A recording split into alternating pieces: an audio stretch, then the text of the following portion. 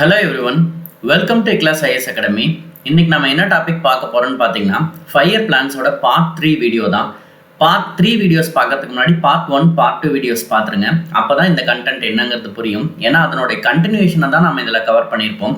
So ஐந்தாண்டு திட்டங்கள் அப்படிங்கிற ஒரு விஷயத்த பார்க்கும் பொழுது ஐந்தாண்டு திட்டங்கள் சம்மந்தப்பட்ட பேசிக்கான விஷயங்கள் எல்லாத்தையுமே நம்ம கவர் பண்ணிடணும். எக்ஸாம்பிள் பார்த்தீங்க அப்படின்னா, ஆண்டு திட்டங்கள் அப்படிங்கிறத பற்றி பேசியிருப்போம். அடுத்தது பார்த்தீங்கன்னா திட்ட விடுமுறை காலம் அப்படிங்கிறத பற்றி பேசியிருப்போம். அதே மாதிரி சுழல் திட்டம், அதாவது ரோலிங் பிளான் அப்படிங்கிற ஒரு விஷயத்தை பற்றி பேசியிருப்போம். அடுத்தது பார்த்தீங்கன்னா எல்பிஜி அப்படிங்கிற ஒரு விஷயத்தை பற்றி பேசியிருப்போம். ஸோ இதை தான் புதிய பொருளாதார கொள்கை அப்படின்னு நம்ம பார்த்துருப்போம். ஸோ இன்னைக்கு நம்ம அதோட கண்டினியூஷனாக நம்ம ஒவ்வொரு ஐந்தாண்டு திட்டங்களோட எலாபரேட்டட் வியூஸை நம்ம பார்க்கலாம். சரிங்களா? ஸோ ஃபர்ஸ்ட் 5 இயர் பிளானை பொறுத்த வரைக்கும் அதனுடைய பீரியட் நமக்கு நல்லாவே தெரிஞ்சிருக்கும். 1951 to 1956. சரிங்களா? ஸோ எப்போ நமக்கு இது எனாக்ட் ஆனிச்சுன்னு பார்த்தீங்கன்னா, 1 ஏப்ரல் 1951 ஆரம்பிச்சு நமக்கு 31 மார்ச் 1956 இது கவர் ஆகிருக்கும். இந்த பீரியட் பார்த்தீங்க அப்படின்னா இந்த மாதிரி தான் நமக்கு வரும். ஏன்னா ஒவ்வொரு ஐந்தாண்டு திட்டங்களுக்குமான டியூரேஷனில் நமக்கு ஒவ்வொரு ஐந்தாண்டு திட்டங்களுமே நமக்கு ஏப்ரலில் ஸ்டார்ட் பண்ணி மார்ச்சில் தான் வைண்ட் அப் ஆகிருக்கும். அதனால தான் இது நீங்கள் ஆக்ஷன் பண்ணி பார்த்தீங்க அப்படின்னா உங்களுக்கு 6 இயர்ஸ் கவர் ஆகிற மாதிரி இருக்கும். பிகாஸ் நம்ம இயரோட மிடில் ஸ்டார்ட் பண்ணி இயரோட மிடில் முடிக்கிற மாதிரியான ஒரு கண்டிஷன் இருக்கிறதுனால தான் இந்த 5 இயர் பிளான் அப்படிங்கிறது 6 இயர்ஸாக உங்களுக்கு ரெப்ரசென்ட் பண்ணி வரும். சரிங்களா? ஸோ முதல் ஐந்தாண்டு திட்டத்தை பார்க்குறோம் அப்படின்னா, முதல் ஐந்தாண்டு திட்டத்தை பொறுத்த வரைக்கும் இதனுடைய மாதிரி யாரால் உருவாக்கப்பட்டது அப்படின்னு பார்த்தீங்கன்னா, இதை ஹாராட் டோமர் மாதிரி அப்படின்னு சொல்லுவாங்க. சரிங்களா? ஸோ எல்லா ஐந்தாண்டு திட்டங்களுக்குமே இந்த மாடல்ஸ் இருக்காது. பட் சில ஐந்தாண்டு திட்டங்களுக்கான டிராஃப்டை கிரியேட் பண்ணி அதனுடைய மாடல்ஸை வச்சு தான், அவங்க ப்ரப்போஸ் பண்ண மாடல்ஸ் வச்சு தான் இந்த ஃபர்ஸ்ட் 5 இயர் பிளான்ல இருந்து ஒவ்வொரு திட்டங்களாக நமக்கு உருவாக்கப்பட்டிருக்குன்னு பார்க்க முடியும். அந்த மாதிரி முதல் ஐந்தாண்டு திட்டத்தினுடைய மாதிரி யாரால் உருவாக்கப்பட்டது அப்படின்னு பார்த்தீங்கன்னா ஹாராட் டோமர் மாடல் அப்படின்னு சொல்லுவாங்க. ஸோ நம்ம ஏற்கனவே சொன்ன விஷயங்கள் தான் ஒவ்வொரு ஐந்தாண்டு திட்டங்களுக்குமான அப்ஜெக்டிவ்ஸ் அப்படின்னு நீங்கள் பார்க்கும் பொழுது ஃபர்ஸ்ட் 5 இயர் பிளானை பொறுத்த வரைக்கும் நம்மளுடைய மிகப்பெரிய ஒரு நோக்கமாக என்ன இருந்துச்சு அப்படின்னு பார்த்தீங்கன்னா, விவசாயத்தை மேம்படுத்துதல் அப்படிங்கிறது தான். ஆக்சுவலாக விவசாயம் மட்டும் நம்ம அதில் கான்சென்ட்ரேட் பண்ணாமல் we have concentrated on the community development program. இதை சிடிபி அப்படின்னு சொல்லுவாங்க. அதாவது சமுதாய மேம்பாட்டு திட்டம் அப்படிங்கிற திட்டமும் உருவாக்கப்பட்டுச்சு. அதே மாதிரி 1952 பார்த்தீங்க அப்படின்னா they have introduced the family planning program அப்படிங்கிறதையும் நம்ம பார்ப்போம். ஸோ இந்த முதல் ஐந்தாண்டு திட்டத்தினுடைய நோக்கம் நமக்கு விவசாயம் அப்படின்னு நம்ம பார்க்குறோம். அப்படின்னா எதற்காக விவசாயத்தை தேர்ந்தெடுத்தாங்க? ஆக்சுவலாக நெஹ்ரு பார்த்தீங்க அப்படின்னா எப்போதுமே அர்பனைசேஷன் அண்ட் இண்டஸ்ட்ரியலைசேஷன் அப்படிங்கிற கருத்துக்களே முன்வைக்கக்கூடிய ஒரு பர்சனாக இருந்திருப்பாரு. பட் இருந்தாலுமே நமக்கு 5 இயர் பிளானில் ஃபர்ஸ்ட் 5 இயர் பிளானில் நமக்கு ஏன் விவசாயம் அப்படிங்கிற ஒரு விஷயத்தை கான்சென்ட்ரேட் பண்ணாங்க அப்படின்னு பார்த்தீங்கன்னா, because we don't have any other proper resources. நமக்கு ஆல்ரெடி தெரிஞ்ச ஒரு விஷயம் அப்படின்னு பார்க்கும் பொழுது நமக்கு விவசாயம் தான் தெரிஞ்ச விஷயமா இருந்துச்சு.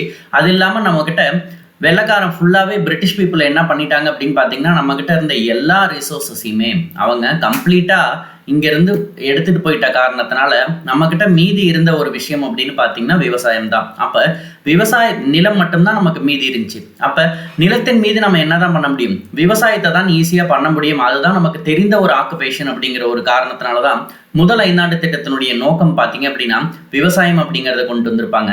அப்போ இந்தியாவினுடைய ஃபிசியோகிராஃபி பார்க்கும் பொழுது உங்களுக்கு சில விஷயங்கள் புரிஞ்சிருக்கும். So as per the physiography நீங்கள் கவர் பண்ணி ட்ரை பண்ணிங்கன்னா இந்தியாவினுடைய எல்லா பகுதிகளுமே உங்களுக்கு விவசாயம் மேற்கொள்ள முடியுமா அப்படின்னு கேட்டிங்கன்னா கண்டிப்பாக முடியாது. ஏன்னா இந்த பகுதிகள் ஃபுல்லுமே நமக்கு மலைகளாகவும், இந்த பகுதிகள் தான் நமக்கு வடபெரும் சமவெளிகளாகவும், இந்த பகுதி பாலைவனமாகவும், இது ஃபுல்லாக நமக்கு தீபகற்ப பீடபூமியாகவும் தான் இருக்குது.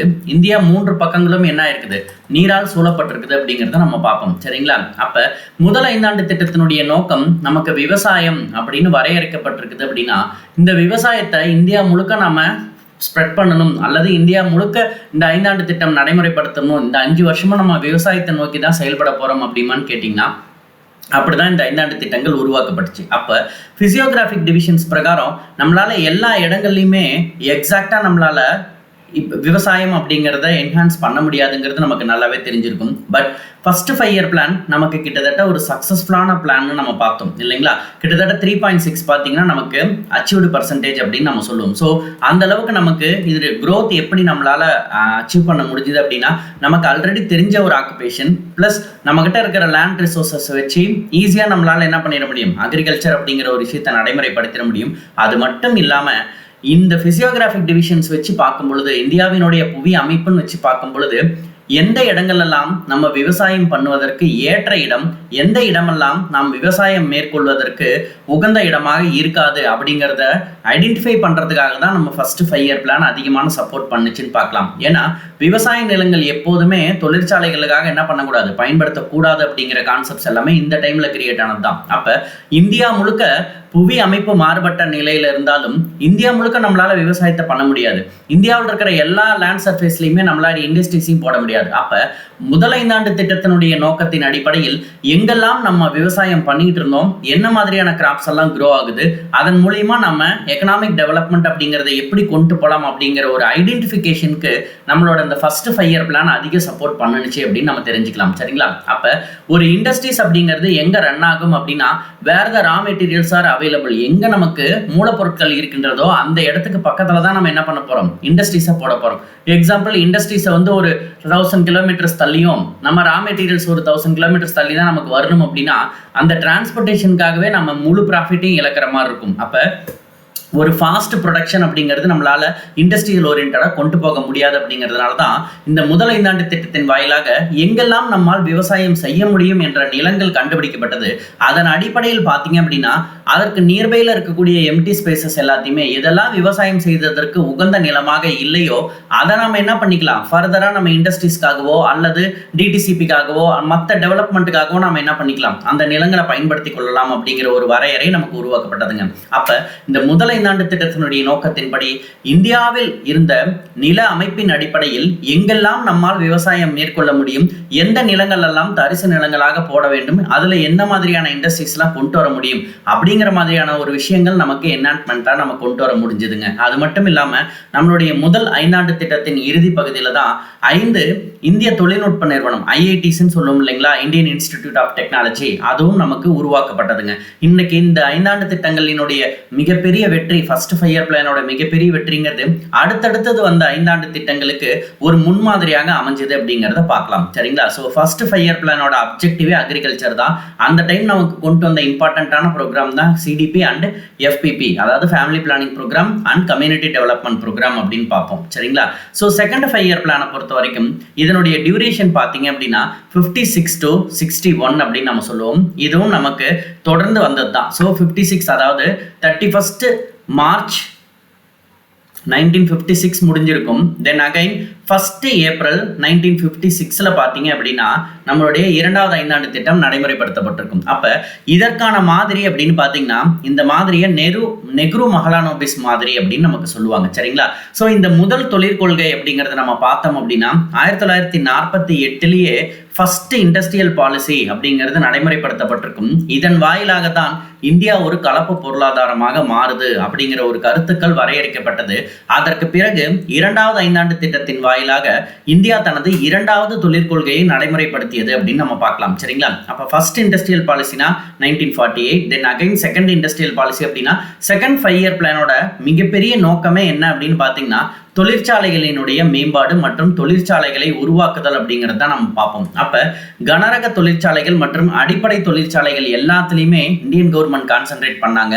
அதன் அடிப்படையில் இந்தியாவில் தேவைப்படக்கூடிய கனரக தொழிற்சாலைகளை எல்லாத்தையுமே உருவாக்கணும் அப்படிங்கிறதுக்காக தான் பல முயற்சிகள் மேற்கொள்ளப்பட்டு இந்த 2வது 5 ஆண்டு திட்டம் முழுக்க தொழிற்சாலைகளை உருவாக்குவதற்காக. ஏன்னா நம்ம ஃபர்ஸ்ட் 5 இயர் பிளான்ல என்ன ஐடென்டிஃபை பண்ணிட்டோம், எங்கெல்லாம் நம்மளால விவசாயம் மேற்கொள்ள முடியும், அதற்கான நிலங்கள், அதற்கான புவி அமைப்புகள் எல்லாத்தையுமே நம்ம கண்டுபிடிச்சிட்டதுனால அதற்கு நியர்பைல இருக்கக்கூடிய இடங்கள்ல தான் நமக்கு ரா மெட்டீரியல்ஸ் கிடைக்கும். ஸோ அந்த இடத்துல தான் நம்ம என்ன பண்ண போறோம், இண்டஸ்ட்ரீஸ் அப்படிங்கிறத நம்ம கொண்டு போக போறோம். அது மட்டும் இல்லாம எங்கெல்லாம் நமக்கு வந்து ரா மெட்டீரியல்ஸ் இல்லாமலே நம்மளால சில விஷயங்கள்லாம் பண்ண முடியும் அப்படிங்கிறதையும் நமக்கு கண்டுபிடிச்சாங்க. சரிங்களா? ஸோ இந்த செகண்ட் 5 இயர் பிளான் அப்படிங்கிறது இண்டஸ்ட்ரீஸ் ஓரியன்டா மிகப்பெரிய ஒரு growth கொடுத்த ஒரு 5 இயர் பிளான் அப்படின்னு நம்ம பார்ப்போம். ஸோ இந்த காலகட்டத்தில் தான் பெரம்பூர் ரயில்வே பெட்டி தொழிற்சாலை, ஸோ இந்தியன் ரயில்வேஸினுடைய அந்த ரயில்வே பாக்ஸ் உருவாக்கக்கூடிய அந்த தொழிற்சாலை பெரம்பூர்ல துவங்கப்பட்டது.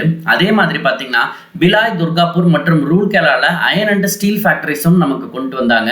இது மட்டும் இல்லாம நமக்கு கெமிக்கல் ஃபேக்டரிங்க, அதாவது வேதியியல் தொழிற்சாலை அப்படின்னு நம்ம சொல்லுவோம். சிந்திரியில பார்த்தீங்க அப்படின்னா வேதியியல் தொழிற்சாலைகள் அப்படிங்கிறது உருவாக்கப்பட்டது. அப்ப முழுக்க இந்த காலகட்டத்தில் பார்த்தீங்க அப்படின்னா நமக்கு அடிப்படையாக தேவைப்படக்கூடிய தாவரங்களுக்கான ஊட்டச்சத்துக்களை பெற வேண்டும் அப்படிங்கிறதுக்காக மழைநீரை மட்டும் நம்பியிருக்காத ஒரு காலநிலை உருவாக்கினா மட்டும்தான் நம்மளால உணவு தேவை பூர்த்தி செய்ய முடியுங்கிற ஒரு சூழ்நிலை இருந்த காலகட்டம் அந்த காலகட்டம். அதனால நிறைய வேதிப்பொருட்கள் உற்பத்தி அப்படிங்கிறது ஒரு அத்தியாவசியமான விஷயமாகவே அந்த காலகட்டத்தில் கருதப்பட்டது. சரிங்களா?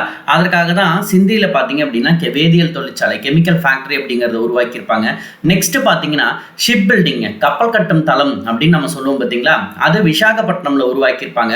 அது மட்டும் இல்லாம நீர்ப்பாசனம் அப்படிங்கிற ஒரு விஷயத்த எனாக்ட்மெண்ட்டா நல்லா கொண்டு வரணும் அப்படிங்கிறதுக்காகவும் இதன் மூலியமாக விவசாயத்தை மேம்படுத்த வேண்டும் அப்படிங்கிறதுக்காக நிறைய கட்டுமானங்கள், பெரிய அணைகளான பக்ரானங்கள் மற்றும் தாமோதர வேலி அப்படிங்கிறது தாமோதர் நமக்கு வந்து பார்த்தீங்கன்னா அந்த காலகட்டங்களில் உருவாக்குனாங்க அப்படின்னு பார்க்க முடியுது. அது மட்டும் இல்லாம ரயில் இன்ஜின் மற்றும் சித்தரஞ்சன் ஃபேக்டரி, ஸோ இதுவும் நமக்கு என்ன பண்ணப்பட்டது அந்த காலகட்டங்களில் உருவாக்கப்பட்டதுங்க. இப்போ 2வது ஐந்தாண்டு திட்டத்தினுடைய மிகப்பெரிய நோக்கம் என்ன அப்படின்னு பார்த்தீங்கன்னா அதிக அளவிலான கனரக தொழிற்சாலைகள் மற்றும் அடிப்படை தொழிற்சாலைகளை உருவாக்குதல் அப்படிங்கிறது தான் 2வது ஐந்தாண்டு திட்டத்தினுடைய மிகப்பெரிய நோக்கமா இருந்துச்சுங்க. சரிங்களா?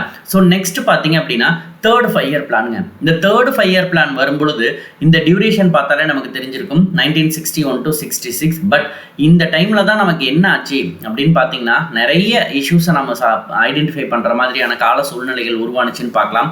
ஏன்னா இந்த தேர்ட் 5 இயர் பிளான் நமக்கு நடைமுறைப்படுத்தும் பொழுது அதனுடைய டார்கெட் பர்சன்டேஜும் நமக்கு அதிகமாக வச்சாங்க. பட் 2 மிக முக்கியமான வார் நடச்சிங்க. இந்தியா சீனா வார் மற்றும் இந்தோ பாகிஸ்தான் வார் அப்படிங்கிறது நடந்த காரணத்தினால நமக்கு அதிக அளவிலான பொருள் இழப்புகளும் பொருளாதார சூழ்நிலை வந்து மிகவும் கடினமான நிலைக்கு தள்ளப்பட்டது. அதனால நம்மளால என்ன பண்ண முடியல அப்படின்னு பார்த்தீங்கன்னா இந்த 3வது ஐந்தாண்டு திட்டம் அப்படிங்கிற ஒரு விஷயத்த நம்மளால பெருமளவு என்ன பண்ண முடியல, நடைமுறைப்படுத்துவதில் ஏற்பட்ட சிக்கல்களின் காரணமாக 3வது ஐந்தாண்டு திட்டம் ஒரு தோல்வி திட்டமாக கருதப்பட்டதுங்க. என்ன காரணம் அப்படின்னா இந்த போர்கள்னால தான் மிகப்பெரிய காரணம். இது மட்டும் இல்லாமல் நார்மலாகவே கிடைக்க வேண்டிய மழையும் நமக்கு ப்ராப்பராக கிடைக்கல. அதன் மூலியமாக வறட்சி அப்படிங்கிற ஒரு விஷயமும் நமக்கு நிலவரிச்சு, வறட்சி, பஞ்சம் போன்ற எல்லா விஷயங்களுமே இந்த 3வது ஐந்தாண்டு திட்ட காலகட்டத்தில் நடைபெறுச்சு. ஸோ இதை சரி செய்யும் நோக்கத்தோடு தான் பசுமை புரட்சி அப்படிங்கிறது உருவாக்கப்பட்டதுங்க. அது மட்டும் இல்லாமல் இந்த 3வது ஐந்தாண்டு திட்டத்தை நம்ம காட்கில் யோஜனா அல்லது காட்கில் திட்டம் அப்படின்னு நம்ம சொல்லுவோம். ஏன்னா இது அவரால் தான் அந்த திட்டங்கள் முன்மொழியப்பட்டிருக்கும். அது மட்டும் இல்லாமல் இந்த 3வது ஐந்தாண்டு திட்டத்துக்காக அப்ஜெக்டிவ்ஸ் என்ன வச்சாங்க அப்படின்னு பார்த்தீங்கன்னா increasing of our national income, then கனரக தொழிற்சாலைகளை மேம்படுத்துதல். அதாவது 3வது ஐந்தாண்டு திட்டத்தை பொறுத்த வரைக்கும் it is the combination of agriculture plus industries அப்படின்னு நம்ம சொல்லலாம். அப்போ முதல் ஐந்தாண்டு திட்டம் விவசாயத்தை சார்ந்ததாகவும், 2வது ஐந்தாண்டு திட்டம் தொழிற்சாலையை சார்ந்ததாகவும், 3வது ஐந்தாண்டு திட்டம் காம்பினேஷன் ஆஃப் அக்ரிகல்ச்சர் அண்ட் இண்டஸ்ட்ரீஸை ரெப்ரசன்ட் பண்ற மாதிரி இருந்துச்சு. ஸோ அது மட்டும் இல்லாம நாட்டினுடைய வருவாயை உயர்த்துதல் மற்றும் நாட்டில் இருக்கக்கூடிய கனிம வளங்களை கண்டறிதல், அதற்கான தொழிற்சாலைகளை உருவாக்கி அதன் மூலியமாக வளங்களை பயன்படுத்துதல், அதற்கான வேலைவாய்ப்பை உருவாக்குதல் அப்படின்ட்டு 3வது ஐந்தாண்டு திட்டத்தினுடைய மிகப்பெரிய தாக்கம் நமக்கு நிறைய விஷயங்களை கொண்டு வந்துச்சுன்னு பார்க்கலாம். பட் அது நமக்கு ஒரு பிரச்சனைக்குரிய ஐந்தாண்டு திட்டமாக தான் அந்த காலகட்டங்களில் பார்க்கப்பட்டது. அது மட்டும் இல்லாமல் விவசாயம் அப்படிங்கிற ஒரு விஷயத்துல சுயசார்பு நிலையை அடையணும் அப்படிங்கிறதுக்காக அதிக முயற்சிகள் மேற்கொள்ளப்பட்டது. இதன் அடிப்படையில் தான் 1965 பார்த்தீங்க அப்படின்னா நமக்கு பசுமை புரட்சி அப்படிங்கிறத துவங்கியிருப்பாங்க. ஸோ அதன் அடிப்படையில் தான் நமக்கு திரு எம் எஸ் சுவாமிநாதன் நம்ம சொல்லுவோம் இல்லைங்களா. ஸோ இவரை தான் இந்தியாவினுடைய பசுமை புரட்சியின் தந்தை அப்படின்னு நம்ம சொல்லுவோம். சரிங்களா? ஸோ இந்த காலகட்டம் அப்படிங்கிறது மிக முக்கியமான காலகட்டமாக நமக்கு பார்க்கப்பட்டது. ஏன்னா இந்த காலகட்டத்தில் தான் இந்த பசுமை புரட்சியினுடைய நடைமுறைப்படுத்துதலுக்கு பிறகுதான் இந்திய மக்களினுடைய உணவு தேவை அப்படிங்கிறது ஒரு சுயசார்பு நிலையை அடைய வேண்டும் அப்படிங்கிற ஒரு விஷயத்திற்கு ஒரு வித்தாக அமைஞ்சது அப்படின்னு பார்க்கலாம். ஏன்னா நம்ம அதற்கு முன்னாடி பின்பற்றி வந்த பல முறைகளில் மாற்றங்களை கொண்டு வந்துதான் நமக்கு இந்த பசுமை புரட்சிங்கிறது நடைமுறைப்படுத்தப்பட்டதுங்க. அப்படின்னா மழையை பார்த்து நம்ம விவசாயம் செய்யக்கூடிய சூழ்நிலையில சேமித்து வைத்த நீரை நாம் பாசன முறையின்படி என்ன பண்ணலாம், பயன்படுத்தலாம். அதாவது ஒவ்வொரு காலகட்டங்களில் மழை பெய்யும் பொழுது அந்த மழை நீரை நம்ம டேம்ஸ்ல ஸ்டோர் பண்ணி வச்சுட்டு அதை ஃபர்தரா என்ன பண்ணலாம், நம்மளோட நீர்ப்பாசனம் பயிர் விளைவிக்கும் பொழுது ஒரு குறிப்பிட்ட காலகட்டங்களில் நமக்கு தேவைப்படும் இல்லைங்களா. ஸோ அந்த காலகட்டத்தில் நமக்கு நீர்ப்பாசன முறை அப்படிங்கிறதின் அடிப்படையில் நமக்கு தண்ணீர் தேர்ந்தெடுக்கப்படும் பொழுது அதன் மூலியமாக தாவரங்களுக்கு தேவைப்படக்கூடிய தண்ணீர் கிடைச்சிடும். ஒன்று. ரெண்டாவது பார்த்தீங்க அப்படின்னா அந்த காலகட்டங்களில் நமக்கு மழையின் மூலமாக தான் நைட்ரஜன், இன்னைக்கு வரைக்குமே இந்த ப்ராசஸ் நமக்கு அப்ளிகபிளாக தான் இருக்குது. ஏன்னா மழையின் மூலமாக மட்டும்தான் நைட்ரஜன் பூமியை வந்து அடையும். அதற்கு பிறகுதான் தாவரங்கள் என்ன பண்ணும், அதை அப்சார்ப்ஷன் பண்ணி அதன் மூலியமா நைட்ரஜன் சுழற்சி அப்படிங்கிற ஒரு விஷயம் ஏற்பட்டு தாவரங்கள் ஒரு மேம்பட்ட நிலைக்கு போகும் அப்படின்னு பார்க்கலாம். அப்ப தாவரத்தினுடைய வளர்ச்சிக்கு மிக முக்கியமான ஒரு விஷயமாக என்ன பார்க்கப்பட்டது அப்படின்னு பார்த்தீங்கன்னா ரெயின் வாட்டர் தான். ஏன்னா ரெயின் வாட்டர்ல தான் நமக்கு அதிக அளவிலான நைட்ரஜன் அப்படிங்கிறது இருக்குது. ஏன்னா வளிமண்டலத்துல 78% பார்த்தீங்கன்னா நமக்கு நைட்ரஜன் தான் இருக்குது. அந்த அளவுக்கு நைட்ரஜன் இருக்கிறதுக்கான காரணம் என்ன அப்படின்னு பார்த்தீங்கன்னா for utilising of the plans from the through the rain water அப்படின்னு நம்ம சொல்லலாம். அப்போ மழையின் மூலமாக பெறப்படக்கூடிய அந்த நைட்ரஜன் வேறு எந்த ஆல்டர்னேட்டிவ் ஃபார்ம்ஸ்லையும் நமக்கு கிடைக்கல இயற்கையில். அதனால தான் நம்ம என்ன பண்ணோம் அப்படின்னு பார்த்தீங்கன்னா மழை பொழியாத காலங்களில் நாம் சேமித்து வைத்திருக்கக்கூடிய நீரை நீர்ப்பாசனமாக பயன்படுத்தி கொண்டு ஆர்டிஃபிஷியலாக நம்ம என்ன பண்ணுறோம், கெமிக்கல்ஸை நம்ம யூஸ் பண்ணுறோம். ஸோ இந்த மாதிரி இண்டஸ்ட்ரியல் ஓரியன்டாக உருவாக்கின நம்மளோட என்பிகே, அதாவது இதை மிக்சடு ஃபெர்டிலைசர்ஸ்னு சொல்லலாம், சிங்கிள் நியூட்ரியன் ஃபெர்டிலைசர்னு நம்ம சொல்லலாம். ஸோ தாவரங்களுக்கு ஏற்றப்போடு பயிர்களுக்கு ஏற்றப்போல் நாம் என்ன பண்ண போறோம், உரங்களை பயன்படுத்துதல் அப்படிங்கிறது மிக முக்கியமான ஒரு காரணியாக நம்மளுடைய இந்த பசுமை புரட்சியில் பங்களிப்பை கொடுத்ததுன்னு பார்க்கலாம். அது மட்டும் இல்லாம பூச்சிக்கொல்லிகள்ங்க, இன்செக்டிசைட்ஸ் அப்படின்னு நம்ம சொல்லுவோம் பார்த்தீங்களா, இதனுடைய நடைமுறை காலமும் நமக்கு தாவரங்களினுடைய வளர்ச்சி மகசூல் எந்த அளவிலும் பாதிக்காத வகையில் பூச்சிக்கொல்லி மருந்துகளும் உருவாக்கப்பட்டது. அது மட்டும் இல்லாம நவீன இயந்திரங்கள், விவசாயத்திற்கென்றே தனி நவீன இயந்திரங்களும் உருவாக்கப்பட்டது. அப்ப இந்த பசுமை புரட்சியின் வாயிலாக ஒரு ஏக்கர்ல நமக்கு இவ்வளவு மகசூல் கிடைக்குது அப்படிங்கிற பட்சத்துல பிற காரணிகள் எக்ஸ்டர்னல் ஃபேக்டர்ஸால ஏற்படக்கூடிய பாதிப்புகள் எல்லாத்தையும் தடுத்து, அதாவது பூச்சிகள்னால் தாக்கப்படுதல், நுண்ணுயிரிகளால் தாக்கப்படுதல், பிற தாவரங்கள் சத்து பொருட்களை உறிந்து கொள்ளுதல் அப்படின்ட்டு எல்லா ப்ராப்ளத்தையும் சார்ட் அவுட் பண்ணிட்டு நமக்கு அதன் மூலியமாக கிடைத்துள்ள மகசூலை அதிகப்படுத்தினால் மட்டும்தான் இந்தியா உணவு தேவையில் பூர்த்தி அடையும், நாட்டு மக்களினுடைய உணவு தேவை பூர்த்தி ஆகும். அப்படிங்கிறதுக்காக தான் பசுமை புரட்சியில் புதிய ரகங்களான நமக்கு ஹை ஈல்டிங் வெரைட்டிஸ், அதாவது புதிய ரகங்களை உருவாக்கி அதன் மூலியமாக பசுமை புரட்சியினுடைய மிக முக்கியமான நோக்கமே என்ன அப்படின்னு பார்த்தீங்கன்னா ஹை ஈல்டிங் வெரைட்டி ப்ரோக்ராம் அப்படிங்கிறது தான் நமக்கு, அதாவது அதிக மகசூலை தரக்கூடிய கனரகம், அதிக மகசூலை தரக்கூடிய பயிர்கள் திட்டம் அப்படிங்கிறது தான் நம்ம பார்த்துருப்போம். அப்போ இதன் அடிப்படையில் தான் பசுமை புரட்சியினுடைய ஒரு வளர்ச்சி தான் இன்னைக்கு இந்தியா ஒரு விவசாயம் மற்றும்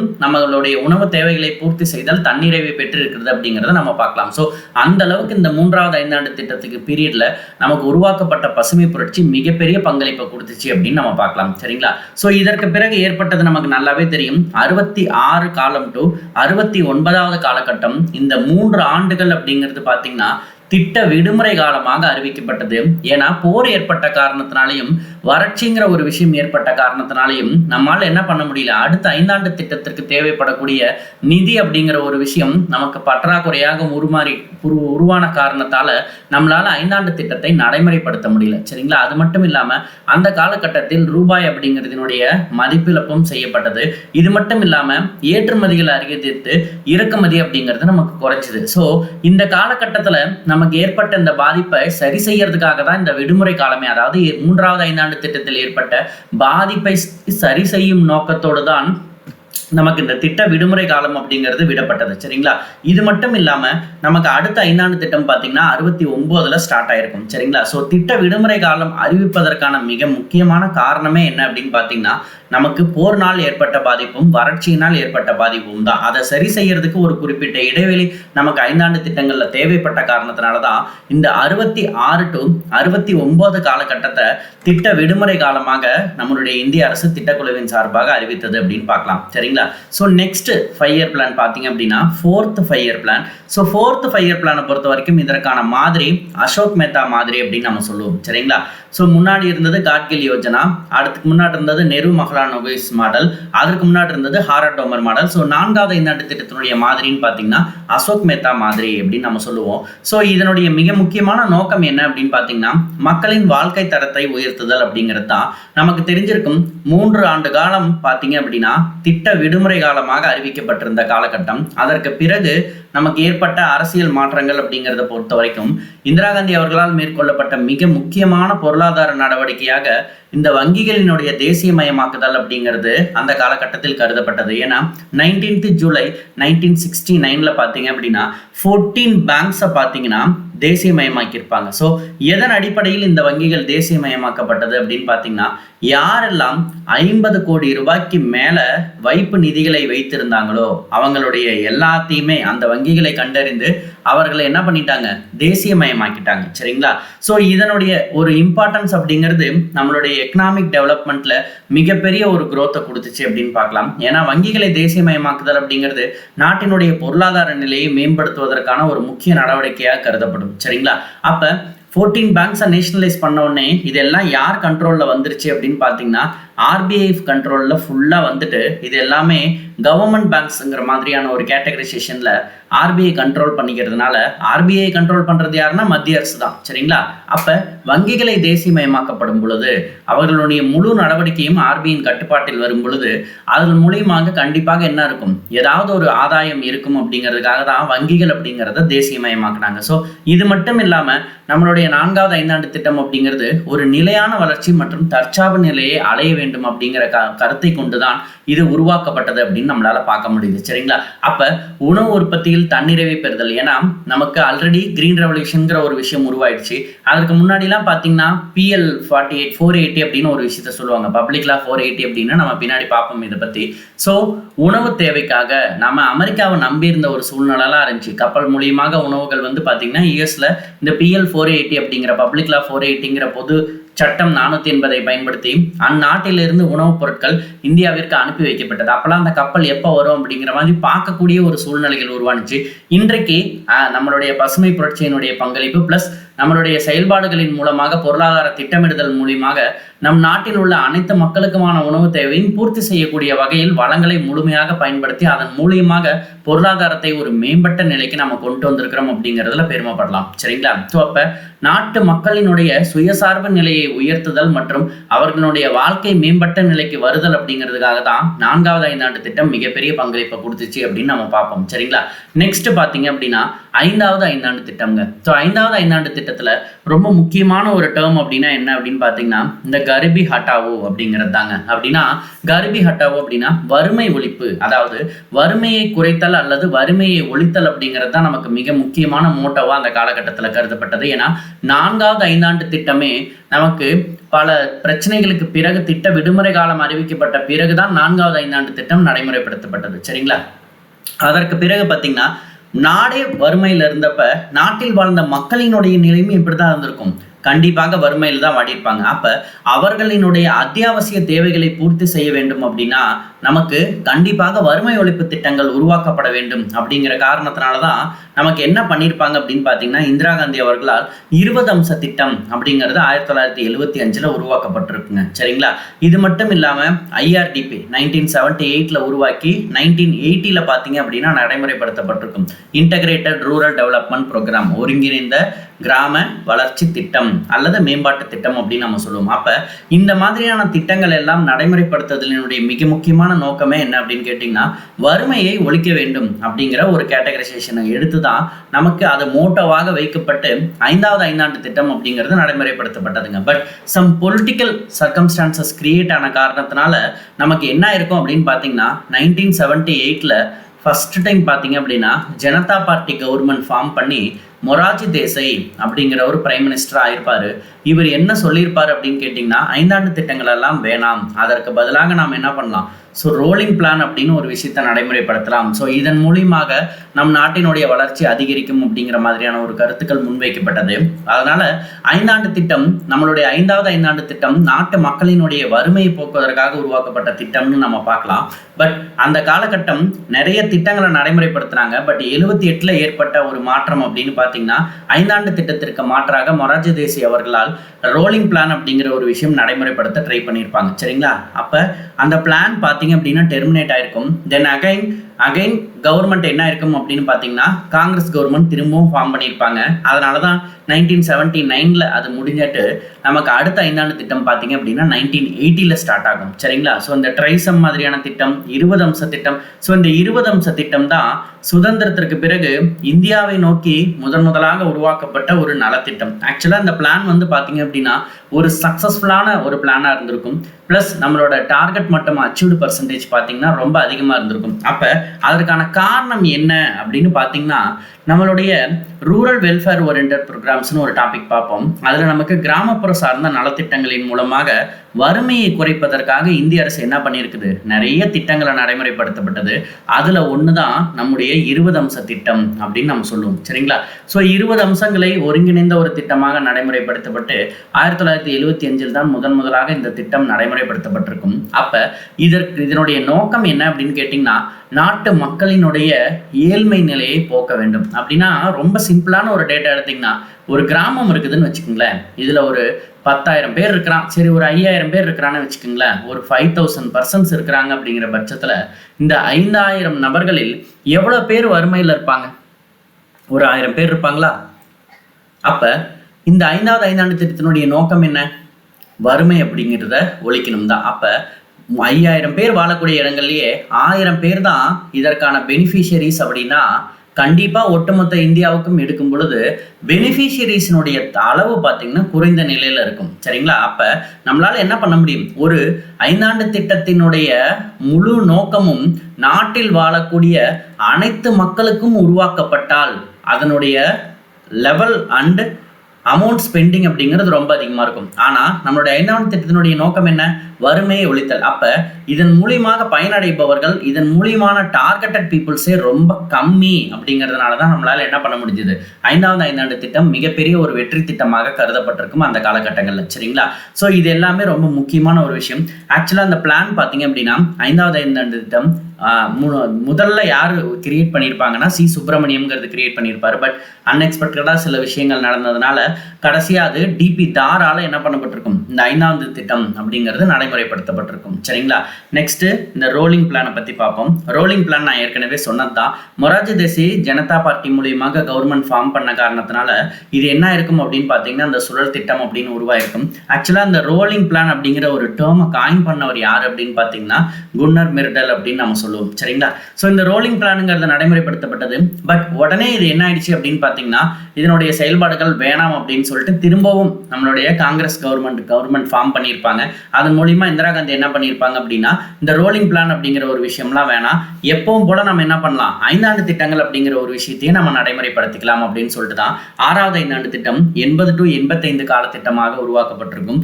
ஸோ இந்த 5ஆண்டு திட்டத்தின் வாயிலாக தான் நிறைய விஷயங்களை உருவாக்கியிருப்பாங்க. அதுல மிக முக்கியமான ஒரு விஷயம் நபார்டுங்க. சரிங்களா? ஸோ சிவராமன் கமிட்டி அவர்களின் ரெக்கமெண்டேஷன்ஸ் அடிப்படையில் உருவாக்கப்பட்ட இந்த நபார்டு அப்படிங்கிறது விவசாயிகளுக்கான வங்கியாக கருதப்பட்டது. இதன் மூலியமாக முழுமையான விவசாயிகளுக்கு தேவைப்படக்கூடிய கடன் வசதிகள் ஏற்படுத்தி தருதல், அவர்களுக்கான அத்தியாவசிய தேவைகள் விவசாய கடனாக வழங்குதல் அப்படிங்கிறது ஒரு மிகப்பெரிய பங்களிப்பை கொடுத்ததுன்னு நம்ம பார்க்கலாம். அப்போ 6வது ஐந்தாண்டு திட்டத்தினுடைய நோக்கமும் என்ன அப்படின்னு கேட்டிங்கன்னா நம்மளுடைய தொழில்நுட்பத்தின் உதவியை கொண்டு தற்சார்பு நிலையை அடைதல் மற்றும் நாட்டில் உள்ள வறுமையை போக்குதல் அப்படிங்கிறது தான் 6வது ஐந்தாண்டு திட்டத்தினுடைய நோக்கமாக இருந்துச்சு. இதை முதலீட்டு திட்டம், இன்வெஸ்ட்மெண்ட் யோஜனா அப்படின்னு சொல்லுவாங்க. ஏன்னா 5வது ஐந்தாண்டு திட்டம் 6வது ஐந்தாண்டு திட்டம் அப்படிங்கிறது தான் முழுக்க நாட்டில் வாழக்கூடிய மக்களினுடைய வறுமையை போக்குவதற்காக பல நடவடிக்கைகள் மேற்கொள்ளப்பட்டு இந்த விஷயங்கள் எல்லாம் பண்ணப்பட்டது அப்படின்னு பார்க்கலாம். அப்ப இந்த 6வது ஐந்தாண்டு திட்டத்தினுடைய மிகப்பெரிய அப்ஜெக்டிவ் என்னன்னு கேட்டீங்கன்னா வறுமை, வேலைவாய்ப்பின்மை மற்றும் சமூகத்தில் சமத்துவமின்மையை நீக்குதல். அப்ப வறுமைங்கிற ஒரு விஷயம் எவ்வாறு போக்கப்படும் அப்படின்னு கேட்டீங்கன்னா வேலை வாய்ப்பை உருவாக்கி தருதல் அப்படிங்கிறது தான். அப்ப வேலை வாய்ப்பை உருவாக்குதல் அப்படிங்கிறதுக்கான அடிப்படை வரையறை என்னன்னு கேட்டீங்கன்னா கல்வி தான். அதற்காக தான் கல்விக்கு இன்றளவுமே அதிக முக்கியத்துவம் வழங்கப்படுகிறது. ஏன்னா கல்விங்கிற ஒரு விஷயத்தை நம்ம கொடுத்துட்டோம்னா வேலை வாய்ப்புங்கிற ஒரு விஷயம் கிடைச்சிடும். வேலை வாய்ப்புங்கிற ஒரு விஷயம் கிடைச்சிருச்சுனாலே நாட்டில் வாழக்கூடிய மக்களினுடைய வறுமை, அவங்கவுங்க குடும்பத்தோட வறுமை தானங்க நமக்கு பெரிய ப்ராப்ளமா கிரியேட் ஆகுறது. அப்போ ஒரு குடும்பத்தினுடைய வறுமை குறைக்கப்பட்டால் நாட்டில் வாழக்கூடிய மக்களினுடைய வறுமை கிட்டத்தட்ட குறையுங்கிற மாதிரி தான் அர்த்தம். அப்ப ஒரு நாட்டிற்கே வறுமை ஏற்படுது அப்படின்னா நாட்டில் வாழக்கூடிய மக்களுக்கும் வறுமை ஏற்படும்.